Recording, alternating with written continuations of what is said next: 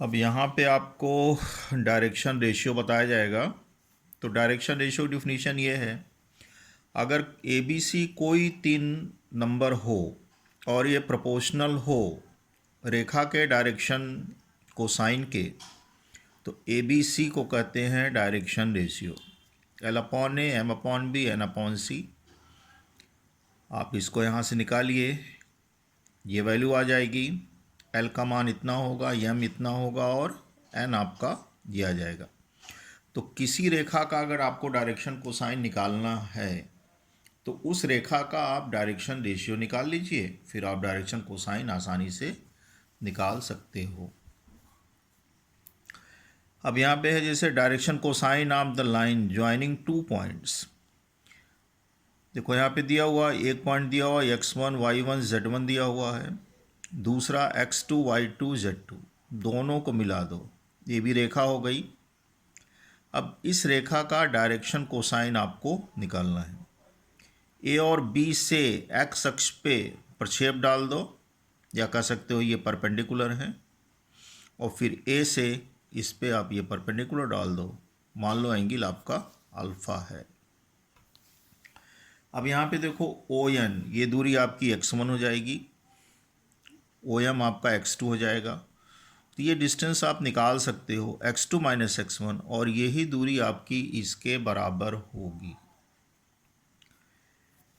अब यहाँ पे देखो जैसे पहले बताया गया है कि अगर ओ ए ये अल्फ़ा बीटा गामा एंगल बनाता है एक्स वाई जेड एक्सिस से, तो कॉस अल्फ़ा कॉस बीटा और कॉस गामा ये आपका कहलाएगा डायरेक्शन कोसाइन। तो जो एल एम एन से डिनोट होता है, यानी L is equal to cos alpha M cos beta, यानी आपका कॉस गामा। ए आर आपका एन एम है, और ये बराबर हो जाएगा A B cos alpha. Figure से अगर देखो तो ए बी आपका हो जाएगा x2 minus x1 upon cos alpha. N M आपने निकाला है, यानी एल ये आपका है एल बराबर कास अल्फ़ा, और ये बराबर हो जाएगा x2 minus x1 upon A B. A B का मतलब हुआ दोनों पॉइंट्स के बीच की दूरी। उसी तरह से ए बी और ए बी का प्रोजेक्शन आप वाई और जेड एक्सिस पे अगर निकालो तो ए बी आपका ये आ जाएगा, एम इतना आ जाएगा, ए बी ये है, एन आपका ये आ जाएगा। तो लाइन का जो डायरेक्शन कोसाइन होगा ए बी का, वो आपको ये मिल जाएगा, ए बी जहाँ पे आपका ये है। अब यहाँ पे देखो कि ये आपका डायरेक्शन कोसाइन है, तो डिफिनीशन क्या है, direction ratio proportional to direction cosine. तो ए आपका इतना हो गया, बी ये हो गया, सी आपका ये हो गया, यानी उस लाइन का जो डायरेक्शन रेशियो होगा वो आपका ये होगा। यानी किसी रेखा का अगर डायरेक्शन रेशियो निकालना हो तो आप क्या करिएगा, आपस में उसको सब्ट्रैक्ट कर लीजिए और डायरेक्शन रेशियो आपको मिल जाएगा। और जब डायरेक्शन रेशियो आपको मिल गया तो फिर आप डायरेक्शन कोसाइन निकाल सकते हो। एक एग्जाम्पल दिया हुआ है, find direction cosine of the line joining points इतना एंड इतना। अब यहाँ पे आपका क्या है, डायरेक्शन रेशियो निकालिए, घटाइए इसमें से, ये आपका डायरेक्शन रेशियो हो गया। डायरेक्शन कोसाइन क्या हो जाएगा, ए अपॉन अंडर रूट ए स्क्वायर बी स्क्वायर सी स्क्वायर, ये इसका डायरेक्शन कोसाइन हो जाएगा।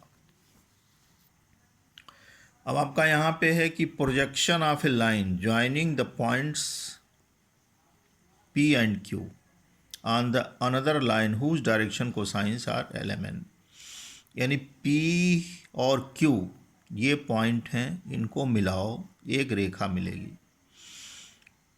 इस रेखा का प्रोजेक्शन आपको उस लाइन पे निकालना है जिसका direction cosine L M N है। यहाँ पे देखो ये एक समानांतर समकोणिक हस्त फलक बना हुआ है, ये पॉइंट्स दिए हुए हैं। आप यहाँ से पी एन निकाल सकते हो, x2 माइनस x1, एन के डैश ये किसके पैरेलल होगा, वाई अक्ष के, ये आपका ये हो गया। के डैश क्यू ये जेड अक्ष के समानांतर होगा, ये वैल्यू हो गई।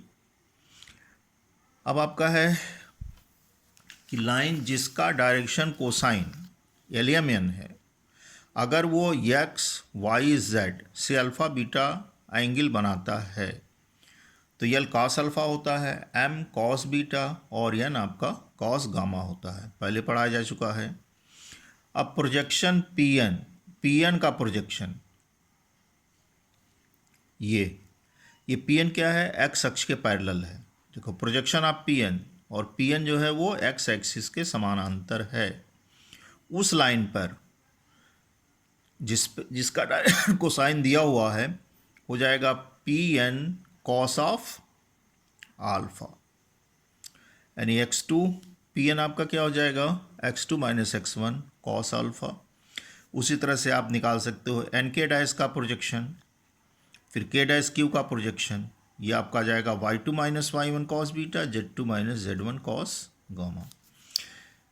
तो पी क्यू रेखा का प्रोजेक्शन उस लाइन पे जिसका डायरेक्शन कोसाइन दिया हुआ है वो बराबर आपका क्या हो जाएगा, इसका प्रोजेक्शन प्लस इसका प्रोजेक्शन प्लस इसका प्रोजेक्शन, यानी x2 minus x1 L plus y2 minus y1 M plus z2 minus z1 N के। अगर आपका O ओरिजिन हो, P point x1 y1 z1 हो, तो प्रोजेक्शन ऑफ OP उस लाइन पे जिसका डायरेक्शन कोसाइन एलियमन है ये होगा।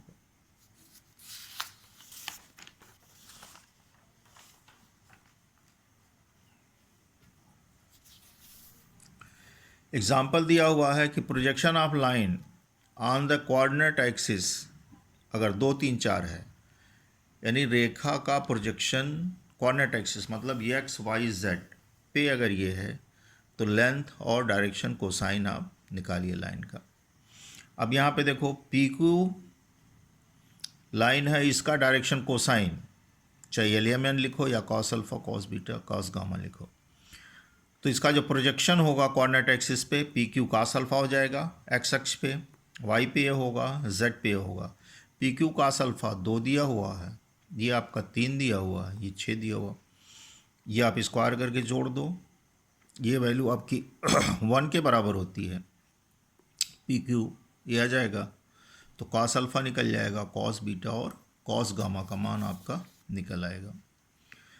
अब यहाँ पे दिया हुआ है कि कोऑर्डिनेट्स 2 पॉइंट्स हैं, इनका कोऑर्डिनेट दिया हुआ है तो डायरेक्शन रेशियो निकालना है और direction cosine O A O B and A B, वो ओरिजिन है, ओरिजिन का मतलब 0, 0, 0 से है। तो डायरेक्शन कोसाइन निकालने के लिए पहले आपको डायरेक्शन रेशियो निकालना है, तो ओ ए का निकालो, ओ पॉइंट 0, 0 है, ए पॉइंट आपका ये है, अब घटा लीजिए, डायरेक्शन रेशियो निकल गया। ये डायरेक्शन रेशियो निकल गया तो इसका डायरेक्शन कोसाइन निकल गया। ये सिमिलरली उसी तरह से आप ओ बी का निकाल सकते हो और ए बी का निकाल सकते हो।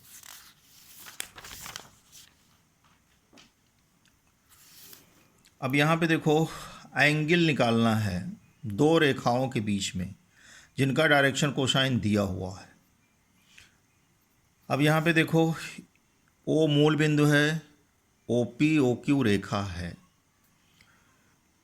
पी पॉइंट आप मान लो x1 y1 z1 है, क्यू x2 y2 z2 है। ओ क्यू और ओ पी का जो डायरेक्शन कोसाइन है वो दिया हुआ L1 M1 N1 L2 M2 N2। मान लो इसके बीच के एंगल थीटा है, ओ क्यू ये लेंथ आप r मान लीजिए। ये 0, 0 है, क्यू पॉइंट आपका ये है, x2 y2 z2 आप पहले ही पढ़ चुके हो डायरेक्शन कोसाइन में, L equal to x by R, तो x equal to L are,